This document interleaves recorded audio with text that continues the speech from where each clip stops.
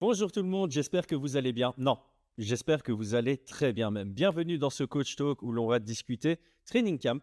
Dans nos premiers Coach Talk avec toi, Aldric, on avait déjà discuté de nos méthodes pour élaborer des game plans, pour programmer un Training Camp. Et ça, c'était la théorie de l'expérience pratique que tu as sur le terrain. Aujourd'hui, on va faire des rappels théoriques avec une mise en pratique hypothétique dans le cadre du combat Baki contre Doumbé. Et donc, pour m'accompagner, comme toujours, hein, Aldric Cassata, le coach de Manon Fiorot, d'Axel Sola, de Virgil Hogan et bien d'autres. Comment vas-tu? Salut mon Chris, bonjour à tous. Ça va très très bien, merci. Et toi? Ça va super bien, très très hâte d'avoir cette discussion, donc on va la lancer au plus vite. On commence par le pré-roll de notre sponsor Unibet et on est parti. Paris sur le MMA avec Unibet. Quelle sera l'issue du combat? Une soumission? Un KO? Paris sur l'appli numéro 1 avec Unibet. 100 € de bonus sur ton premier pari. Alors pour bien commencer, pour que tout le monde soit dans le contexte et comprenne ce qu'on va faire comme exercice aujourd'hui, ou plutôt ce que tu vas faire comme exercice aujourd'hui, c'est hypothétiquement, si tu étais le head coach de Baki et que le combat était signé, comme ici en fait, à 8 semaines, que tu considères les forces de Baki et que tu as analysé Cédric Doumbé, ton rôle est vraiment de programmer son training camp pour maximiser les chances de victoire de Baki. Alors, on va commencer par le début. J'imagine que ta première étape, toi, en tant que head coach, c'est de bosser sur le game plan, ce qui va te permettre d'imaginer les win conditions et les lose conditions. On en avait parlé quand on avait fait le podcast sur les game plans, justement. C'est bien ça ton process initial. Tu vas un peu essayer d'élaborer les scénarios dans lesquels il y a un risque de défaite et les scénarios dans lesquels tu vas favoriser la victoire. C'est bien ça? Ouais, et d'ailleurs pour commencer sur ce premier chapitre, alors il y a il y a ce qu'on appelle une lapalissade en français, c'est-à-dire quelque chose d'évident, mais il y a aussi beaucoup d'inconnus là-dedans. Je m'explique un petit peu. Si tu prends comment tu perds, les loose conditions, tu sais que à 90% peut-être 80% du truc, c'est un KO de Doumbé. Ça, on le sait, c'est ce que j'appelle la lapalissade, puisque c'est aujourd'hui le plus grand danger que cet adversaire représente. Après, à côté de ça, il y a quand même beaucoup d'incertitudes et de méconnaissances, entre guillemets, sur des combats qui nous ramènent loin. Je parle de la durabilité. On ne sait pas. On ne sait pas si c'est durable, si c'est pas durable. On sait qu'au Glory, tu vois, si on analyse très rapidement son adversaire, tu te rends compte qu'on a des références lointaines. En MMA, on ne sait pas. On sait qu'au Glory, il était durable dans l'effort et qu'il était capable de faire des KO 4 et 5, mais sur des rounds de 3. Mais est-ce qu'en MMA, c'est la même chose? Est-ce qu'après avoir été usé au niveau des épaules et de la lutte, c'est la même chose? On ne sait pas. Euh, on a des petits repères avec des petits signes de fatigue sur le combat contre Pavel Klimas ou celui de Title Shy. Mais on sait, par exemple, sur Taltoy, il y a eu un KO fin deuxième. Donc il y a des interrogations pour mettre en place ça, euh, sans même parler de ses qualités intrinsèques. Pareil, on n'est pas capable aujourd'hui de répondre à. On sait qu'il a un très gros coach de sol, Mhm. et même si on sait que la lutte à livrer, c'est un des arts de préhension les plus polyvalents au niveau de boussole, ça reste du sol. Donc est-ce que les qualités de lutteur vont être au rendez-vous? Est-ce qu'il a plus travaillé sur le sol pour créer l'espace et se relever? Il y a effectivement beaucoup d'inconnus qui compliquent la tâche, mais pas que la mienne, hein. La tâche du vrai head coach de Baki Mhm. est compliquée parce qu'il y a des matières où on ne peut que spéculer et présumer d'un certain niveau. Et à la limite, c'est presque ça le plus dangereux parce qu'on en parle souvent, on en a beaucoup discuté au cours de nos nombreux échanges. En tant que head coach, tu as envie de scénariser, pas scénariser un maximum, mais limiter le nombre d'inconnus à ton athlète quand il rentre dans la cage. Et c'est pour ça que les athlètes du meilleur niveau, ils ont déjà été un peu dans toutes les situations à l'entraînement, ce qui leur permet non pas de savoir ce qu'ils doivent faire dans quelle situation, mais d'avoir carrément automatisé ce qu'ils doivent faire dans quelle situation. C'est vraiment une question d'automatisme. Et on sait très bien, les automatismes, tu les as via des drills. Et donc ici, la complexité, ça va de rentrer dans le combat en te disant, moi, je vais essayer d'amener le combat dans telle situation parce que tu penses que c'est là où il y a une différence de niveau la plus flagrante à l'avantage de Baki, mais tu n'en as pas la certitude, tu vas le découvrir pendant le combat. Et c'est peut-être ça, en fait, qu'il y a d'intéressant dans cette discussion précise, c'est comment gérer ces inconnus, comment gérer le fait que tu doives spéculer. Parce qu'à la limite, tu spécules, mais comme tu l'as très bien dit au début, et j'aimais bien cette intro, la certitude, c'est qu'en restant debout, c'est là où il y a le plus gros danger. Personne va me faire croire que Cédric Doumbé est plus dangereux sur son dos que debout. Ça, c'est Non, impossible. non, j'en conviens. Non, mais en fait, moi, je vais donner un avis qui n'appartient qu'à moi. Quand il y a trop d'inconnus, tu prends en compte les loose conditions, mais c'est surtout qu'il faut être plus centré sur l'athlète que tu coaches plutôt que sur l'adversaire. C'est-à-dire que si, tu vois, il y a des gros chocs sur ce mois de mars, Saint-Denis, Poirier, ils savent déjà exactement à quoi s'attendre. Il y a déjà eu des Mhm. affrontements gaucher-gaucher, il y a une lecture de jeu qui est très importante et tu peux déjà fixer des momentum quasi certains où ça va se passer. On a déjà vu Poirier utiliser la lutte via le Connor Fight, par exemple, où il a utilisé vraiment la lutte lors de la revanche.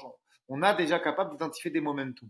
Là, en fait, ils sont beaucoup plus difficiles à identifier. Hormis le momentum, cadrage box et cache control, la réponse que va apporter Cédric Doumbé, euh, mais qui est compliquée parce que moi j'ai écouté les interviews et tout.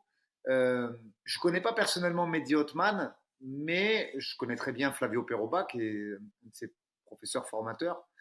Et quand même, bon, c'est son rôle de coach d'essayer de mettre son athlète en confiance, mais il a dit un truc qui m'a un petit peu choqué. Il a dit, ouais, des mecs comme Baki, on en a plein. Et non.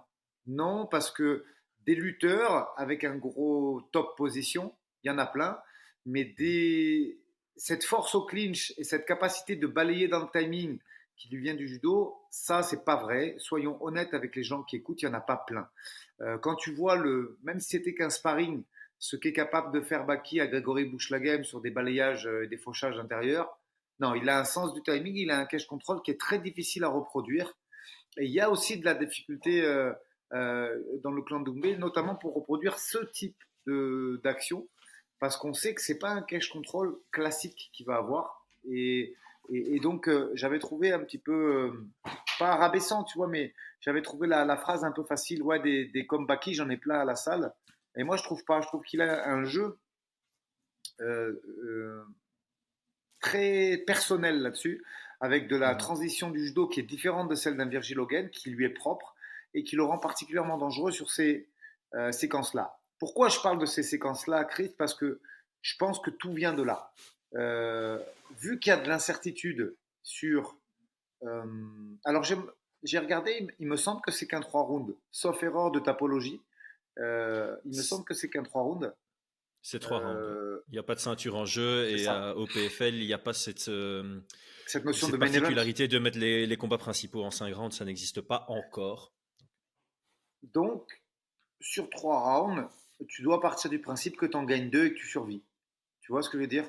C'est à mon avis, le game plan qu'il faut privilégier pour Baki. Tu gagnes 2 rounds et tu tâches de survivre au troisième en sachant que euh, il n'y a pas cette notion d'urgence dans le premier round que tu as quand tu affrontes un lutteur. Tu vois, on est revenu, on a pas fait pas mal de previews, toi et moi, sur les combats de Taylor, sur bon nombre de combats. Et tu sais que quand tu as un lutteur en face, c'est très important de lui mettre dans la gueule le premier round de façon à le mettre sous pression et qu'il vienne Mhm. avec l'intention de gagner le deuxième de façon à se livrer un petit peu plus. Là, il n'y a pas cette notion pour Baki. Tu peux garder une notion de prudence. Il faut gagner 2 rounds sur 3 et survivre au troisième. Et je pense que tu peux pas dire je vais le finir au sol parce que l'incertitude du niveau au sol, on ne la connaît pas. Sa capacité à créer de l'espace, on ne la connaît pas. Sa réponse à une agression en top position, on ne la connaît pas. Donc, vu qu'il y a trop d'incertitudes pour construire un game plan très exact sur les réactions du partenaire, je pense qu'il faut se focaliser sur la façon dont toi tu vas gagner ce combat. Et elle passe par, à mon avis, du cache control et de l'efficience dans le cache control, c'est-à-dire la réussite de takedown. Et tu te dis, vas-y, je vais le garder au sol au maximum, je vais essayer de grainer le temps et je vais remporter mes reprises en mettant du volume dans mes frappes au sol, sans toutefois chercher à laisser trop d'espace pour éviter le scramble et les positions où Doumbé repasse en, en, entre guillemets en favori, c'est les phases debout. Moi, vu le nombre d'incertitudes qu'on vient de susciter ensemble, moi, je vois ce chemin-là de la victoire à prioriser. Alors, il y a beaucoup d'éléments que j'ai appréciés dans ce que tu as dit. J'aurais dû prendre des notes. La première, ce que je vais peut-être retenir, c'est le fait que quand tu rencontres un adversaire, au final, pour lequel tu connais pas spécialement grand-chose, alors on va nuancer ça, hein. Cédric Doumbé, on le connaît très bien puisqu'il il a quasi 80 combats en kickboxing. Donc, debout, on sait à quoi ça ressemble dans le format kickboxing. On a déjà 5 combats analysés en MMA, donc on voit aussi ce que ça donne debout. On sait qu'il a gardé ce côté très dangereux. On doit un peu spéculer sur son cardio, sur sa gestion d'énergie, parce que comme tu l'as dit, on sait qu'en kickboxing, il avait un peu cet élément comme Alex Pereira, pour prendre un exemple très connu, du gars qui est capable de mettre un KO dans la 5e reprise. Sa puissance de frappe se traduit au fil des rounds, donc elle ne se perd pas. Mais autant on savait qu'en kickboxing, il avait dit dans plusieurs interviews, ses entraînements, c'était 80% conditions physiques, 20% technique. Autant en MMA, tu peux pas comparer l'énergie déployée en kickboxing et celle en MMA. Donc il y a encore un point d'interrogation là-dessus. On peut pas prendre cette information du kickboxing en disant ok, il était très très bien en termes de conditions physiques en kickboxing, ce sera le cas en MMA. On a besoin de voir en MMA ce que ça donne pour avoir cette preuve. Par contre, j'aime bien comment tu contrebalances tout ça. Tu dis on pourrait spéculer sur le fait qu'il va fatiguer, on pourrait spéculer sur plein d'éléments, mais il vaut mieux pas le faire et par conséquent, il vaut mieux se concentrer sur les forces de Baki. Et ce que tu as mis en premier en avant sur les forces de Baki, c'est le fait que c'est difficile de se préparer pour Baki parce qu'il y a très peu de profils comme lui. En tout cas, il y a des profils comme lui, mais pas de ce niveau-là en France et même dans le monde. Et donc, la grande force de Baki réside dans son timing en judo. Donc, la stratégie, si je la comprends bien, en prenant tous les éléments que tu m'as dit ici, ça va être casser la distance, utiliser ce judo pour amener au sol, et au sol, avoir une priorité prudence en premier lieu, et puis marquer des points quand même en deuxième lieu avec un certain volume de frappe pour s'assurer de prendre au moins 2 rounds. Et comme tu l'as dit, le premier round sera crucial dans ce combat parce que celui qui remporte le premier round, si ça va à la décision, il met automatiquement la pression sur son adversaire. Est-ce que c'est un C'est bon résumé? ça, c'est très bien. C'est vrai que moi j'ai un peu les idées peut-être fouillées parce qu'il y a beaucoup de choses à dire. C'est intéressant. Franchement, euh, je dois quand même. Moi, je ne cacherai pas ma hype. C'est intéressant à regarder. C'est un beau duel d'opposition et il y a des inconnus en face. Donc c'est quelque chose de plaisant en termes d'analyse. Et le combat sera bien évidemment excitant à regarder. Il y a des chemins qui date. Title Shy, il a été très décrié sur les réseaux sociaux. On a dit ouais, il court, il joue à trap-trap.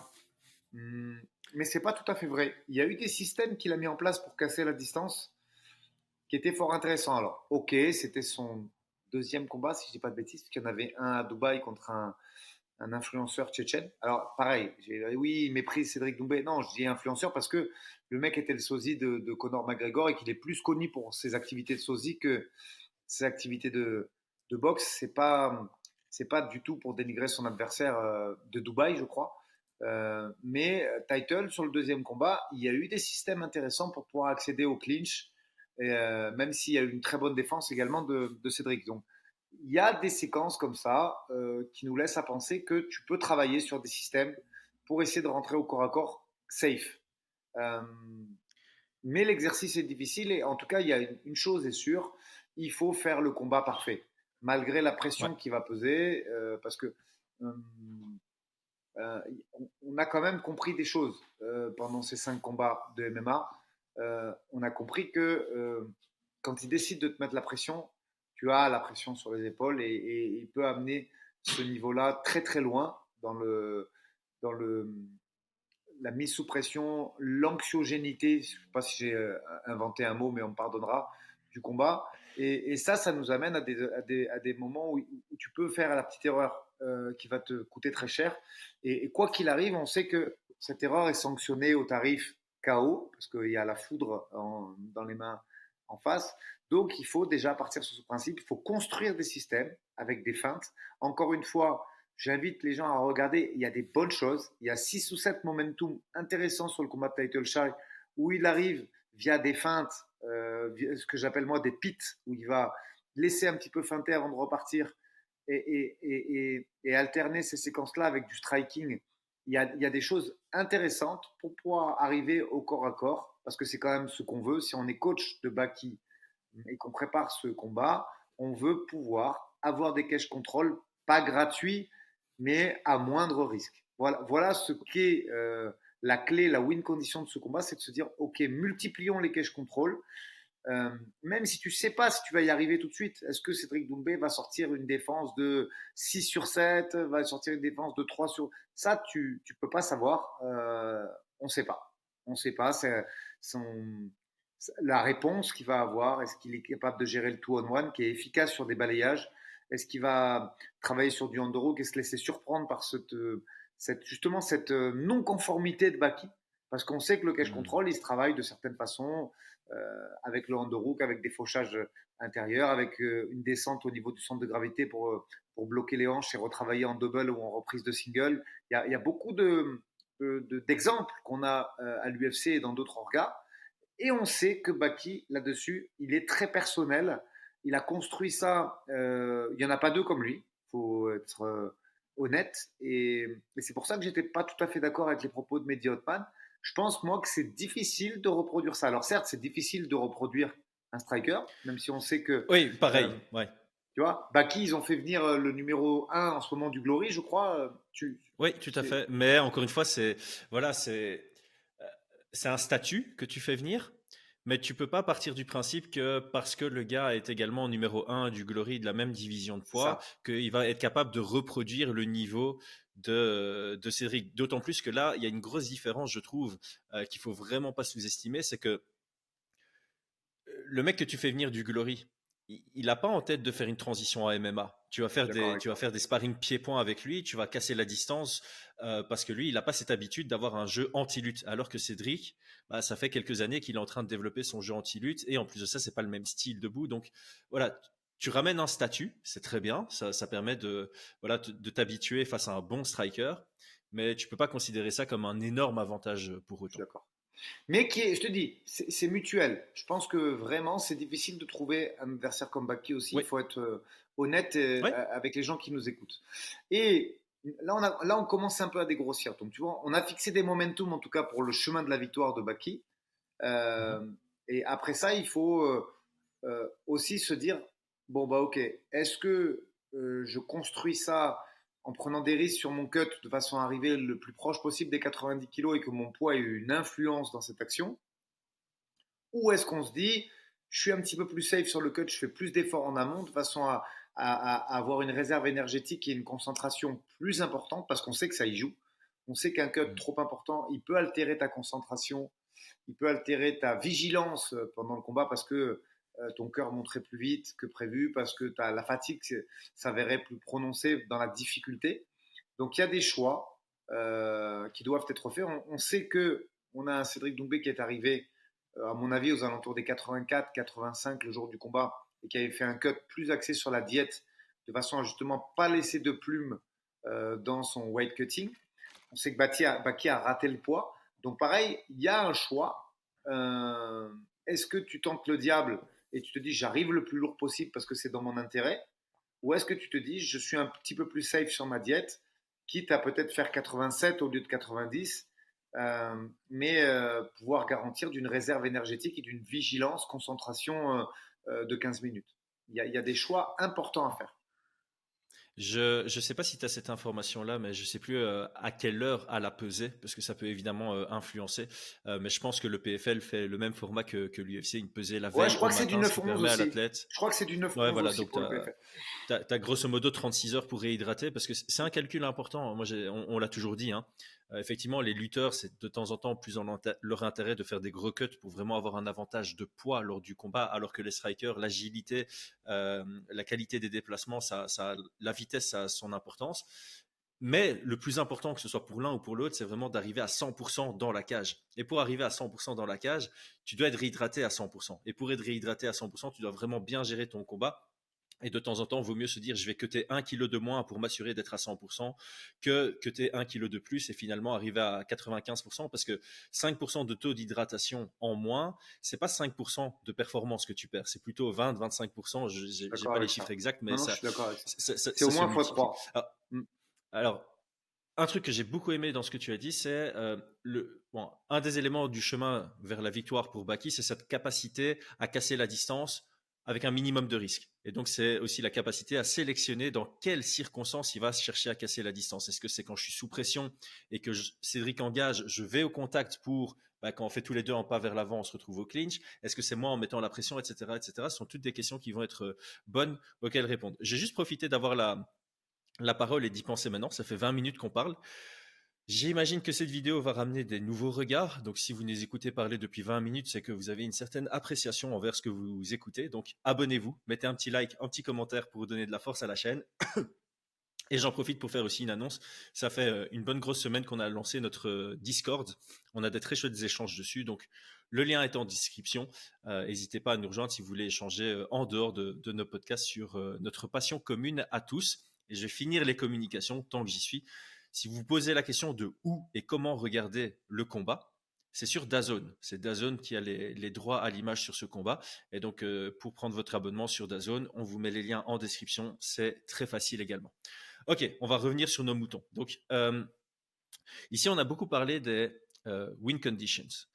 Tu as déjà parlé des lose conditions, c'est éviter de rester trop longtemps debout en striking contre Cédric Doumbé. Ici, on va peut-être rentrer de plus en plus dans le détail du training camp, parce que là, on est encore fort, on va dire, sur la partie game plan. Mais forcément, le game plan est ce qui te permet d'établir ton training camp. Donc ici, on va essayer de transiter peut-être vers le training camp. Et donc, Ouais. moi, un débat qui m'intéresse, parce que ça m'est resté en tête depuis très très longtemps, bon, ça remonte, hein, il y a pas mal de gens qui connaîtront pas la référence, mais lors de la revanche entre Ronda Rousey et Miesha Tate, c'était l'époque où je regardais tous les countdowns, tous les embedded, il n'y avait pas encore d'embedded, mais voilà, je regardais toutes les vidéos possibles et imaginables. Et on voyait beaucoup de Tate se préparer et on avait l'impression qu'elle avait passé son camp d'entraînement à apprendre comment défendre les clés de bras. Et donc, en fait, moi, la réflexion, je me suis dit, c'est OK, tu apprends à ne pas perdre contre Ronda, tu te prépares à ne pas perdre de cette manière-là contre Ronda Rousey, mais tu n'es pas en train de faire ton training camp autour de tes chemins vers la victoire. Et je trouvais ça bizarre. Et alors, pour l'anecdote, malgré tous ses efforts, elle a quand même perdu par clé de bras, mais c'est juste parce elle a craqué mentalement. Et je pense sincèrement qu'elle a craqué mentalement parce qu'en fait, elle était dans le combat. Elle avait confiance en sa défense de clé de bras qui était la force de Ronda Rousey, mais elle n'avait aucune idée de comment aller chercher la victoire. Et pour preuve, elle a lutté contre Ronda Rousey alors que le chemin clair vers la victoire, c'était le pied-point. Donc, tout ça pour te poser une question qui est très très macro, hein. Donc, à la louche, pour Baki, en 8 semaines d'entraînement, comment est-ce que tu répartirais le travail purement debout, qui sera certainement un travail en mode, il y aura 2 objectifs sur le travail debout pour Baki, c'est comment je me fais pas mettre KO ou comment je prends pas des grosses frappes qui vont le faire prendre ses rounds. Et le deuxième élément, c'est qu'est-ce que je mets en place pour pouvoir casser cette distance et amener au sol. Donc le travail debout est plus sur un objectif, comment ne pas perdre et comment commencer à trouver le chemin vers la victoire.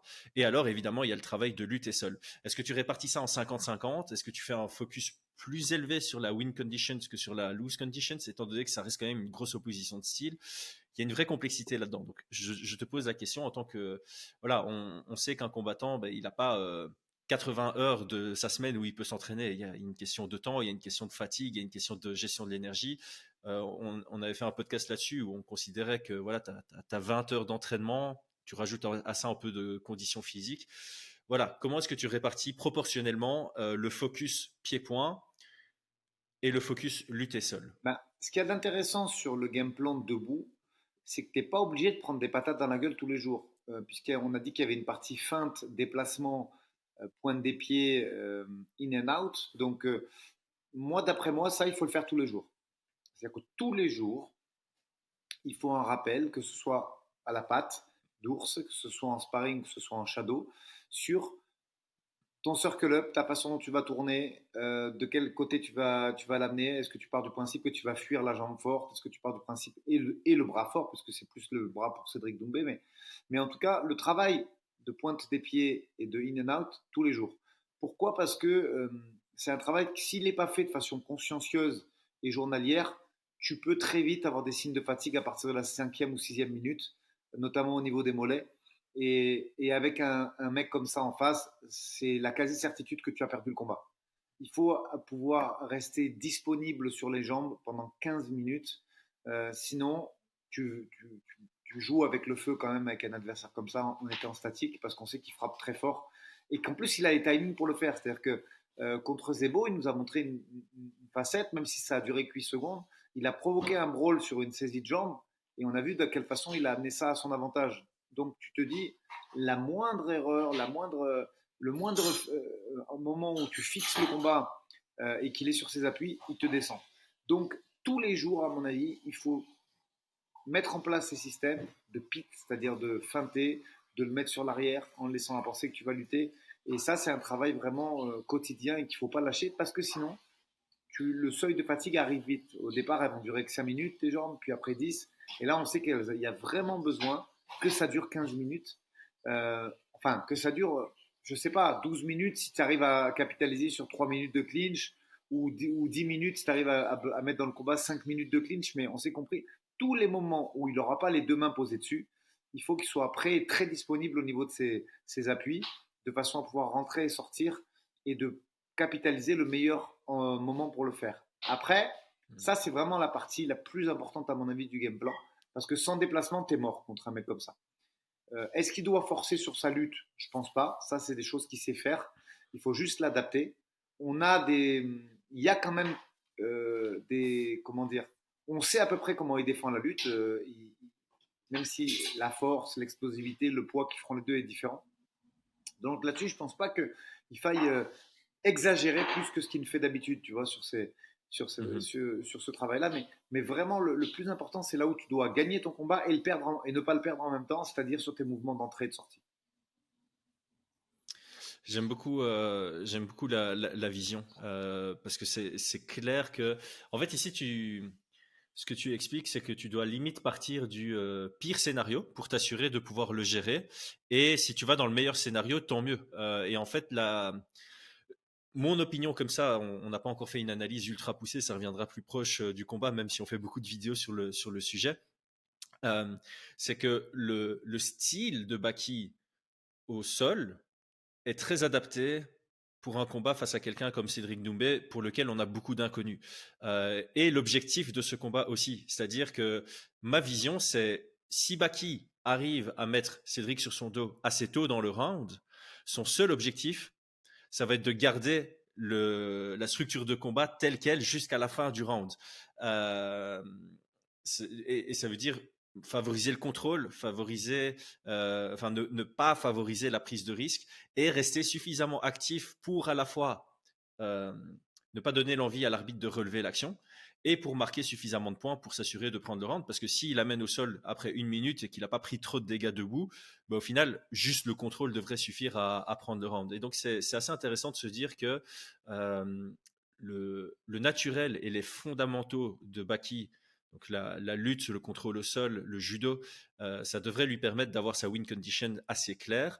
Et ce qui lui manque, on doit partir du principe qu'il risque de fort fatiguer sur le temps où ça reste debout, parce qu'en plus il y aura le stress, il y aura peut-être cet élément de ok, je peux vraiment pas être au boxing range contre quelqu'un comme Cédric Doumbé, et donc il va peut-être surexagérer ses déplacements lors du combat par crainte de faire la moindre erreur justement, et donc là il y a aussi un aspect mental et ça risque de le fatiguer parce que on va prendre son combat contre Sardi, non c'est mince, Michael. Ouais, c'est ça, Michael Sardi. J'étais pas certain du nom. C'est resté beaucoup debout. On a vu qu'il était capable de tenir un combat debout et de pas trop fatiguer. Mais encore une fois, et on en parlait avec Brian dans le podcast qui va sortir dans quelques minutes par rapport à notre enregistrement, il y a une différence entre gérer le rythme du combat et subir le rythme du combat. Et si ça reste debout, il risque plus de le subir quand Cédric va prendre ses aises et prendre confiance en lui que de l'imposer. Et donc, il risque de plus vite fatiguer. Donc, il doit absolument prévoir ce scénario. Alors maintenant, dans la construction du training camp, est-ce que toi, pour l'exemple de Baki, et j'aime vraiment bien qu'on ait pris cet exemple-ci, parce que je sais que les gens vont nous critiquer en disant ah, vous en parlez encore de ce combat, etc. Ce qu'il faut comprendre, c'est que nous, ce qui nous intéresse, c'est vraiment d'éduquer le public avec notre expérience. Et ici, en l'occurrence, ton expérience. Si on fait cette vidéo-ci, c'est parce qu'on sait que ça va faire plus de vues, mais on est aussi confiant dans le contenu qu'on donne. Et donc, c'est un très bon exemple aussi pour illustrer toutes les parties théoriques qu'on a faites dans des précédents podcasts sur le training camp et le game plan, par exemple. Bref, je reviens à mes moutons. Dans l'hypothèse, Baki a 8 semaines pour se préparer pour ce combat. Est-ce que ta programmation, en termes de proportion, change de semaine en semaine ou c'est plutôt stable? Tu as une programmation un peu similaire avec un genre de routine qui s'installe? Ou alors, voilà, pour prendre un exemple peut-être extrême, c'est les 4 premières semaines, on va faire du pied-point et les 4 dernières semaines, on va faire de la lutte. Comment est-ce que tu as une répartition sur la durée, on va dire? Non, je pense que tu arrives à travailler les deux dans la journée. À toi après de moduler, tu vois, en fonction de. Je pense qu'il faut faire des sparring très appuyés, qui gardent de la lucidité dans la dangerosité, entre guillemets. C'est-à-dire que c'est une bonne chose d'avoir fait venir des gros strikers. Alors effectivement, il ne retrouvera pas le style de Cédric Doumbé et effectivement, ça ne va pas lui apporter de résultats directs sur le combat. Mais ça te permet, avec un niveau de puissance important, de garder une certaine lucidité, une certaine lecture, tu vois, de jeu. Parce que contre d'autres sparring moins dangereux, tu peux te permettre de faire une erreur qui aura moins de conséquences. Tu vois, tu vas prendre un body shot, tu vas prendre une touche au visage et tu vas dire ok, mais en combat je tomberai pas, je bougerai pas. Et là, on sait qu'il y a ce côté alpha, tu vois, de try and die. Si tu te rates, t'as perdu. Donc, je pense que tu peux largement te dire, bah, tu adaptes les matinées au striking avec du déplacement, de la patte, de l'opposition 1 à 2 fois par semaine de façon très intensive. Et tu gardes l'après-midi pour ta préhension en te disant, bah voilà, je vais mixer ma win condition, c'est-à-dire le clinch, le cage control, avec mon travail au sol, mon ground and pound et les momentum que tu vas essayer de gratter au sol. Et je pense que tu peux vraiment le faire quasiment tous les jours en laissant à penser qu'il y a quand même une journée ou deux qui doivent être consacrées à la prépa physique parce que c'est un exercice qui va demander beaucoup de force physique et une durabilité dans la force physique en fait parce que tu sais que tu peux pas te louper, tu peux pas te dire au troisième ben, je laisse tomber, je le perds comme ça parce que debout c'est pas possible. Il faut que tu aies de la cohérence dans la structure des rounds et que tu fasses tomber à la première minute ou à la 4e minute, tu dois pouvoir avoir le gaz de le faire. Donc ça demande aussi, je pense, 2 séances de prépa physique dans la semaine. Donc en résumé, tu gardes tes matinées au striking et au game plan en alternant donc patte, shadow, sparring, opposition. Et tu consacres tes après-midi au côté préhension et prépa physique. Et je pense que tu as quelque chose de sérieux et d'intéressant. Tu saupoudres ça en tenant compte de la perte de poids et de la façon dont tu dois plutôt orienter ça à partir du dernier mois. Et tu arrives à, je pense, quelque chose de très cohérent et de très productif pour l'athlète.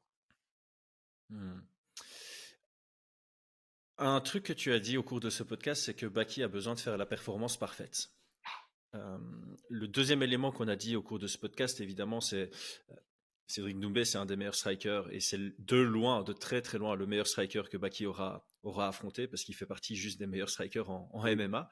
Donc il y a un côté, il faut être craintif, c'est nécessaire de craindre ou en tout cas d'avoir une conscience du danger que représente le pied-point de Cédric Doumbé. Et il faut un peu allier tout ça. Et pour allier tout ça, il y a une question de mental. Je pense que le mental va jouer lourd. Baki, c'est quelqu'un qui a 22 ans. Il m'a l'air d'être mature pour son âge, mais ça reste quelqu'un de 22 ans. C'est pas qu'il a une énorme carrière de MMA derrière lui. C'est son 9e combat professionnel. Il y aura des enjeux médiatiques énormissimes qu'il n'a pas connus par le passé. Il y aura une pression qui sera mise en communication par le clan Doumbé, qui est certaine. Et donc, clairement, sa gestion des émotions, sa gestion de l'adrénaline, sa gestion de la pression, sa confiance en lui seront des éléments qui seront particulièrement importants. Donc, moi, c'est pas du tout mon expertise, la partie mentale, comment gérer ça, etc., etc. Je pense que c'est juste intéressant de souligner que, vu la structure du combat, c'est très important de savoir, ok, je suis conscient que debout, il y a un vrai danger, mais je dois pas perdre confiance en ma capacité à casser la distance sans me faire éteindre, etc., etc. Donc, il y a un juste milieu à trouver sur est-ce que je rentre dans la cage avec quel degré d'intensité, avec quel degré de calme, il faudra trouver le juste milieu. Moi, ma question, elle va plutôt venir sur Niveau médias et réseaux sociaux, qu'est-ce que tu lui conseillerais? Est-ce qu'il doit être actif, vendre le combat, essayer de répondre à Cédric, peut-être rentrer dans sa tête, ou rester le plus loin possible et juste focus sur sa préparation? Est-ce que par rapport à son téléphone, est-ce que tu délègues cette partie? Est-ce que tu dis, vas-y, tu sais quoi, paye un community manager qui va gérer cette partie-là, qui va filtrer, qui va te donner que le positif de ce qu'il en tire? Est-ce que tu lui dis, vas-y, sois actif pour rentrer dans la tête de Cédric parce que psychologiquement, c'est aussi important de pouvoir l'énerver? Quel serait le conseil? Ben, ça dépend vraiment de lui. C'est-à-dire que Mm. tu as des fighters pour qui c'est un travail. C'est-à-dire qu'ils sont cette partie médias, réseaux sociaux. Il y a une planification qui est faite parce qu'il a quand même une équipe autour de lui. Hein. Attention, c'est un gamin. J'entends souvent, ouais, c'est un gosse, c'est un gamin, machin. Attention, il y a du monde avec Ah, il lui. m'a l'air Et très mature aujourd'hui, pour quelqu'un de 22 ans, oui, hein. oui. Et la communication, c'est quelque chose qu'il maîtrise aujourd'hui. À partir de là, je pense qu'il est capable de déléguer, de couper le téléphone quand il le faut, de façon à préserver des plages de repos et spirituels et physiques. Euh, Là, on parle quand même de quelqu'un qui a réussi sur les réseaux sociaux et qui a déjà une petite équipe autour de lui. Donc, je doute qu'il gère ses réseaux sociaux seul. Bien sûr qu'il a son mot à dire, bien sûr qu'il a accès à ses comptes, hein. Ça, c'est une évidence, mais je pense que il a tout à fait matière. Je pense qu'il gère la com, elle est déjà gérée de semaine en semaine et qu'il pourra couper quand il le souhaite sans aucun problème et déléguer ça si la pression devenait trop forte. Donc non, là-dessus, j'en ai même la certitude. Il y a une équipe avec lui en termes de com, donc je pense qu'il subira. En fait, il va répondre quand lui veut répondre et qu'il ne sera pas acteur du truc, il sera vraiment. euh, Si c'est lui qui a envie de participer, il le fera, et s'il sent qu'il a besoin de récupérer mentalement parce que la charge psychique elle est un peu trop importante, il le fera, il peut le faire.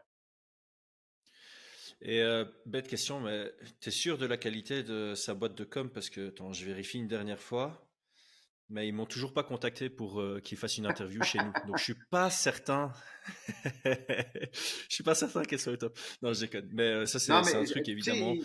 ils ont fait des trucs intéressants dont ils sont même les premiers, les précurseurs un petit peu, tu vois. Ces crossovers Mm. avec.